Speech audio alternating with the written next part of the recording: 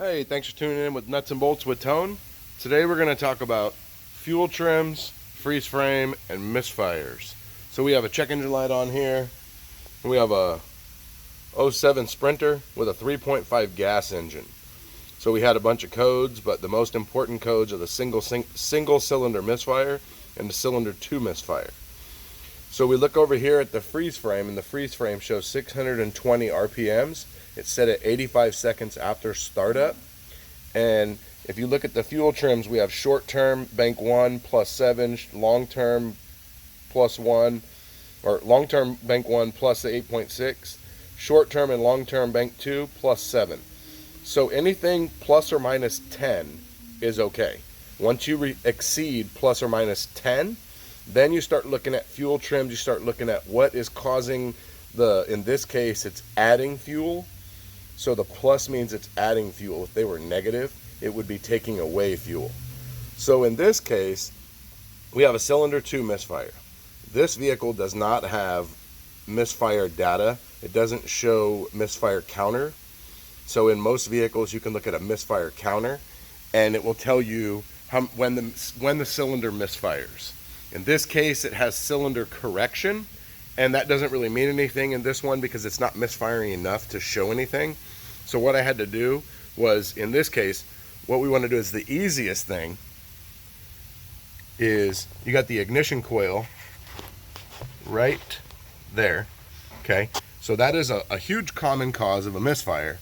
So we pulled out the coil to inspect the spark plug, and the spark plugs were pretty much brand new. There was no problem with the spark plug, and a spark plug is generally not going to cause an intermittent misfire. It will be a misfire all the time. So we took this coil and we swapped it over with bank 1. So now we clear the codes, and since we can't see a misfire counter, what we can tell is if the computer detects a misfire. So by switching that coil over, we know that if the misfire moved to cylinder 1, then we know that it's the ignition coil. If the misfire does not follow, then we still have a problem with this cylinder. So we cleared the code, started up, let it run. In this case, it took about 50 minutes before it set a misfire code. And it set a code for cylinder 2. So now I know it's not the ignition coil. Even though I power braked it, I made the ignition system work really, really hard, which in most cases, if the ignition coil is failing, then you will misfire on power braking because you're causing that ignition system to really develop a lot of current, a lot of electricity, and that will usually detect a misfire that way. So in this case, it happened about 50 minutes after startup. It stayed on this cylinder, so we tested the fuel injector, and the resistance was off on this fuel injector. So we recommended fuel injectors to fix this. Now, as a shop, you recommend all the injectors because, well, they all are the same. They've been in the same amount of time, been in the same amount of miles. They've worked the same. And so therefore, if one fails, then a lot of times the other ones are going to follow. Same thing with ignition coils. When one fails, you're going to recommend all of them. Now, if you're just working on a car at home in your own garage, okay, one thing you can do is you can take out the ignition. You could pop the fuel rail up, and you take out number 2 cylinder, and you swap it to, let's say, number 4. And then you bolt the fuel rail back down. And if the misfire moved to 4, then you know it's your injector. You could replace just one injector. We recommended all of them because that's what we do as a shop. And because we also have to have a warranty, and people get upset if in 2 months their check engine light comes back on with a misfire and it's a different cylinder misfire, and then we say, oh, it needs another fuel injector. They're not going to be too happy about it. So in this case, we recommended all the injectors, and we're just waiting to hear back if the customer wants to do it. Also you got these actuators on the front of the intake manifold, and they run an intake manifold runner.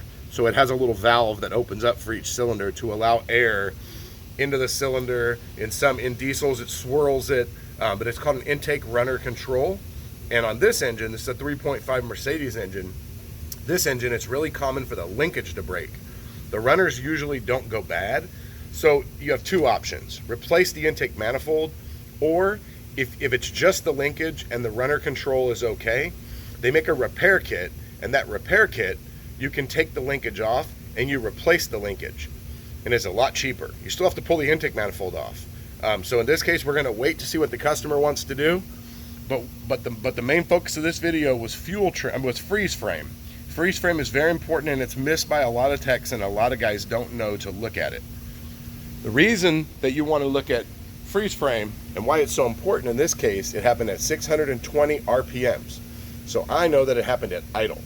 Closed throttle, the coolant temp was 176 degrees. So the engine was warmed up and it happened at idle. So that's where you have to look, is you have to look at when did it happen. Did it happen at 4,000 RPMs? The other thing is we have 20% calculated load, means that there was no load on the engine. Now if it happened at 90% load and 3,500 RPMs, you know, 65 miles an hour, you know that you're on the freeway going 65 and you're trying to pass somebody because of the load. So if you have a low load, well then maybe you're at cruise. That's a lot different. Whether the throttle is open, closed, mild throttle, or you're mashing on it. So we will follow up on this in the next video after we hear what the customer wants to do. Remember, check your freeze frame. It's very, very important. In older cars, you don't get this 85-second PID. It doesn't tell you this in older cars, so you don't know how long it took for the code to set. In newer vehicles, you get this. This one means that it's set 85 seconds after it started.